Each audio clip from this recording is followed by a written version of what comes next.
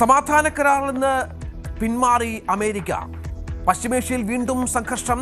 തെക്കൻ ഇറാനിൽ US ആക്രമണത്തിൽ ഒരു മരണം. ഇറാന്റെ വ്യോമ പ്രതിരോധ സംവിധാനങ്ങൾ ലക്ഷ്യമിട്ട് US. ഇറാനിലെ ഏറ്റവും വലിയ ഖേഷം ദ്വീപിലും US വ്യോമാക്രമണം. ആശങ്കയിൽ ഗൾഫ്. ഖത്തറിന് നേരെ ബാലിസ്റ്റിക് മിസൈൽ ആക്രമണം. കുവൈറ്റിന്റെ ആകാശത്തും ഇറാൻ ഡ്രോണുകൾ. നാവിക പരിപാടികൾ നിർത്തി ഖത്തർ. US-ന് സൗകര്യമൊരുക്കുന്ന എല്ലാ രാജ്യങ്ങളെയും ആക്രമിക്കുമെന്ന ഭീഷണിയുമായി ഇറാൻ.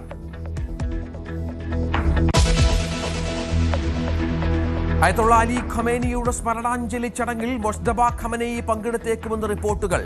ചടങ്ങ് ജൂലൈ 23 വൈകിട്ട്.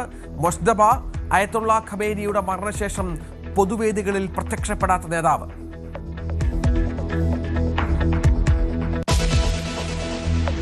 US ഞെട്ടിച്ച് ഡൊണാൾഡ് ട്രംപിന്റെ അടുത്ത അനുയായിയുടെ മരണം. സെനറ്റർ ലിൻസി ഗ്രഹാമിന്റെ മരണം വിഷം കൊടുത്തുവെന്ന ആരോപണം. പിന്നിൽ ഇറാൻ അല്ലെങ്കിൽ റഷ്യയെന്ന് സമൂഹ മാധ്യമങ്ങളിൽ പ്രചാരണം. ലിൻസി ഗ്രഹാം റഷ്യയുടെയും ഇറാന്റെയും പ്രഖ്യാപിത ശത്രു.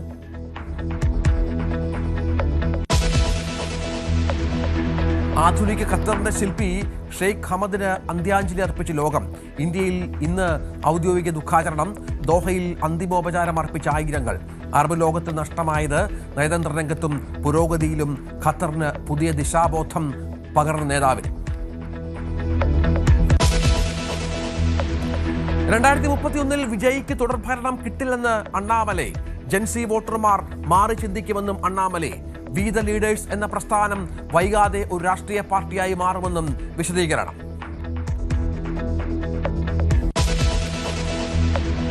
BJP-യിലെ തെരഞ്ഞെടുപ്പ് ഫണ്ട് തട്ടിപ്പ് വിവാദം പുതിയ തലത്തിലേക്ക്. ആരോപണങ്ങൾ തള്ളി സംഘടനാ ജനറൽ സെക്രട്ടറി. അനുമോദിച്ചുവെന്ന വാദം പൊളിയുന്നു. തട്ടിപ്പ് ശരിവെക്കുന്ന തരത്തിൽ ദേശീയ സംഘടനാ ജനറൽ സെക്രട്ടറിയുടെ കത്ത് പുറത്ത്. പരാതിയിൽ സംസ്ഥാന നേതാക്കളുടെ പേരും കമ്മീഷൻ കണക്കുകളും. വട്ടിയൂർക്കാവിലേക്ക് കൊടികൾ വാങ്ങിയതിന് നൽകിയെന്ന് പറയുന്ന ബിൽ വ്യാജമെന്ന് സ്ഥാപന ഉടമയുടെ പരാതി.